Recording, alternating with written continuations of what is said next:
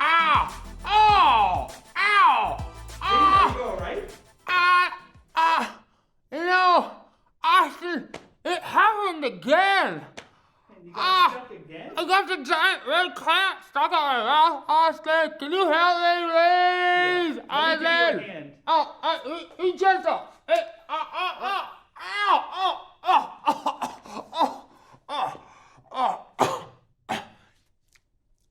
Hey, thanks. Appreciate it, Austin. Yeah, no problem. That's better. Well, hey, church kids, it's Mr. Damon, and I am so glad, first of all, to have that giant red clamp off of my face, and I'm also so excited that I get to hang out with you. Why? Simply because you are one of the greatest human beings, persons on the face of the earth. And Saturn, and Mars, Jupiter, Uranus, the sun. Oh, wait, don't go to the sun. But you get what I'm saying. There's nobody else like you. You are incredible. And I am so excited because we have been in a series learning about something called doctrine here in Church Kids. And now we are jumping back into our journey through the Bible, where we are learning about how every single story in the Bible actually points us to Jesus. They're actually about Jesus. So why don't we do this? Let's go to Genesis chapter 37, where we are going to meet a young guy named Joseph who gets into a whole bunch of trouble. So in Genesis chapter 37, it says, Jacob loved Joseph more than any of his older children because Joseph had been born to him in his old age. So one day, Jacob had a special gift made for Joseph, a beautiful robe. But his brothers hated Joseph because their father loved him more than the rest of them. They couldn't say a kind word to him. And in Matthew chapter 28, verse 20, Jesus says, "And never forget that I am with you every day." Whew!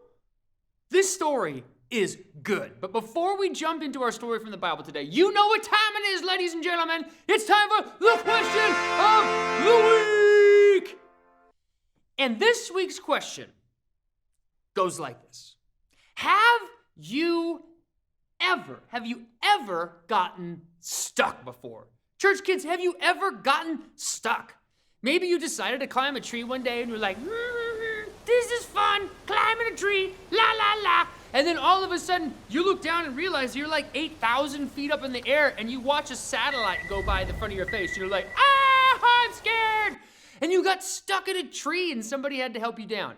Have you ever been stuck before? How about this? Have you ever been doing like a math problem in school and you got stuck on a particular math problem that was so hard? It was like, what is the square root of pi times the area of 3.57 kajillion?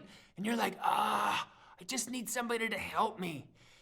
Church kids, have you ever been stuck before? It is tough getting stuck. How about this? Have you ever been stuck in your emotions? I have. I, as a child, got stuck in my emotions all the time. Wait, hold on. Actually, that happens to me as an adult as well. Church kids, I get stuck in my feelings. Or maybe I get really sad, or I feel like nobody likes me and I feel lonely. Isn't it easy to get stuck? And when we get stuck, boy, we need somebody's help, don't we? Well, today's story shows us that when you and I feel stuck, do you know that Jesus is always there ready to help? So our story today begins way back in the Old Testament. You see, God created Adam and Eve, and then like Abraham showed up, and Abraham had a son named Isaac, and then Isaac had a son named Jacob, and then Jacob had like a whole bunch of sons. I'm talking like a lot of them, like 11 of them, okay? Girls, can you imagine what it'd be like to have 11 brothers? Blah, talk about stinky. Okay, ugh.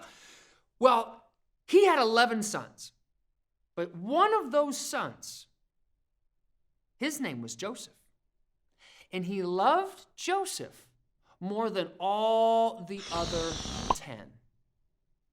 And do you think that the other 10 brothers liked that? No, they didn't. Have you ever felt like your mom or dad or grandma, grandpa, like, had a favorite and you weren't the favorite? Or how about in school, where there was another kid in your class that you felt like was their teacher's favorite? Does that feel good? No. And so the brothers were like, Joseph, we don't like him. So they started getting angry at Joseph. And then to make matters worse, Joseph's dad has like this Gucci jacket made for Joseph that's like all crazy colors of the rainbow. It was crazy, super bright. And Joseph was like, yeah, look who's Gucci, boys, it's me. Who does dad love the most? This guy. And then Joseph's brothers like dislike for him went to like, they really disliked him. And then the longer it went on, they began to hate Joseph. Until finally, one day, Jacob sent the 10 other brothers out to take care of the sheep. You see, they were shepherds, and shepherds are simply people who raise up sheep for the wool and the meat to make money. And so all the 10 older brothers went out with the sheep. And Joseph, because he was the youngest at the time, his dad was like, Joseph, I need you to take out a whole bunch of Happy Meals to your brothers because they're out in the field working and they need some food. And he's like, sweet, all right, I got 1, 2, 3, 4, 5, 6, 10 Happy Meals. Let's go. So he heads out to go find his brothers. Now, the brothers saw Joseph coming from like a long ways away. And not only did they see that their youngest brother, who they didn't like, was on their way to meet them, they also saw, hey, he's wearing that Gucci colored jacket again. And it made them furious. So when Joseph shows up to his brothers, he's like, hey guys, I brought you some boom. And he got punched in the nose. And he was like, woo, I was gonna say Happy Meals. Ouch. And then his brothers began to beat him up. And they were like elbow drops, RKO. And they were like body slams. And Joseph's like, oof, oof, oof. Oh, church kids, it was terrible. His brothers beat Joseph up. And if that wasn't bad enough, they were like, hey, look, right there next to us is a super, super deep pit. And so they pick up Joseph and they're like, 1, 2, 3, heave. And Joseph's like, ah! Splat in the bottom of this pit. Ooh. And now Joseph is bleeding, he's bruised, and he's stuck in the bottom of this super deep pit. Well, things probably got better from that point on, huh? No, they didn't. They got worse. Because it just so happened that at that moment, there was a whole caravan, a group of Ishmaelite people on camels headed to Egypt. They were traders. Traders as in like they would trade things, exchange things. Not as in like, oh, I'm a trader against my country. Do you get it? So they were on their way to Egypt in order to sell their goods. And so, guess what Joseph's brothers did? They pick him up out of the pit and he's, oh, phew, good, we're friends now, huh? And they're like, nope, grabbed him, sold. And they sold Joseph as a slave to the Ishmaelites. And now Joseph is stuck with these Ishmaelites. And they make it all the way through the desert and they go to Egypt, where Joseph is sold as a slave to a man named Potiphar. Now, Potiphar was a very, very powerful Egyptian official. He was like a government person. Very powerful. And church kids, do you know what? Here he is, feeling stuck in Potiphar's household. But do you know that Joseph was not alone? Jesus was with him. Jesus was with Joseph in the bottom of that pit. Jesus was with Joseph with those Ishmaelite traders. And he was with Joseph in Potiphar's house. And Jesus blessed Joseph to the point where Potiphar liked Joseph more than all the other employees and put him in charge. But just when things were looking up, things took a turn again. Because Potiphar's wife came to Joseph and told Joseph, hey, I want you to do something bad. And Joseph looked at her and said, I won't do it. I won't do that because I know God doesn't like it. And then he turned around and he walked out. Well, this made Potiphar's wife furious. And she went and told Potiphar, her husband, hey, Joseph did this super bad thing. You need to punish him. And Potiphar got angry. And you know what he did?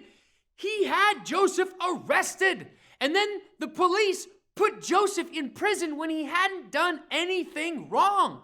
He was unjustly convicted and sent to jail. So now here he is from the pit to the slave traders to Potiphar's house, and now he's in prison. But do you know that Jesus was still with Joseph?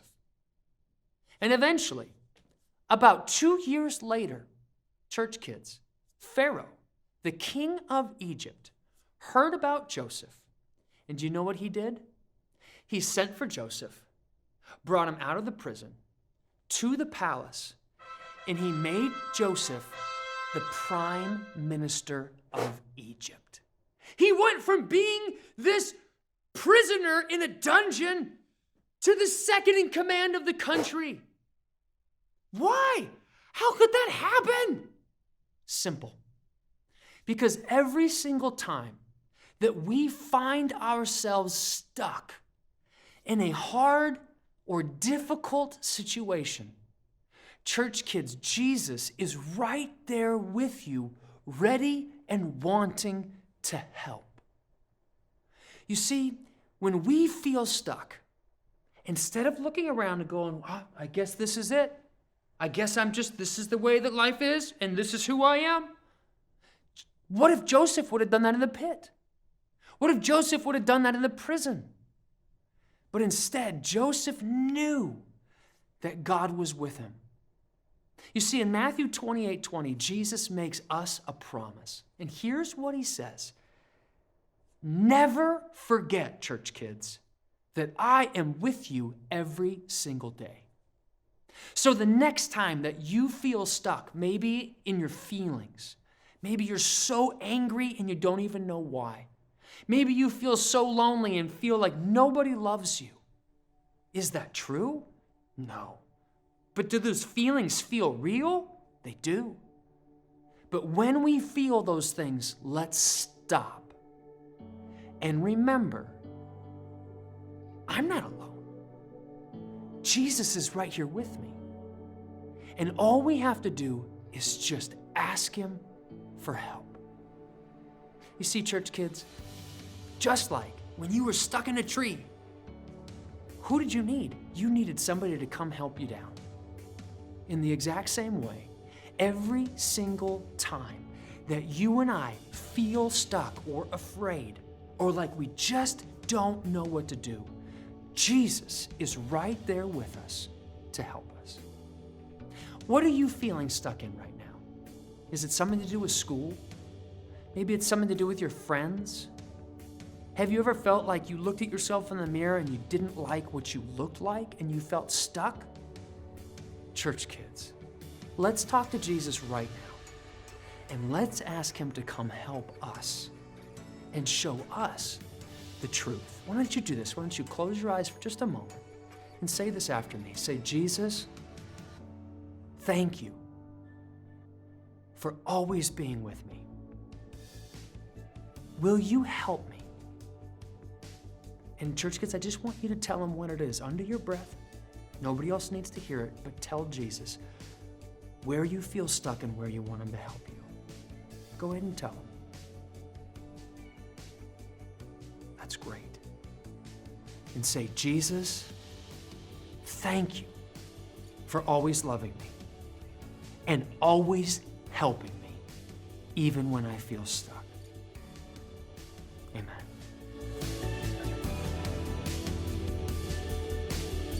Hey church kids, we hope that you enjoyed the message today. Did you know that you can now listen to Church Kids stories on the Amazon Alexa?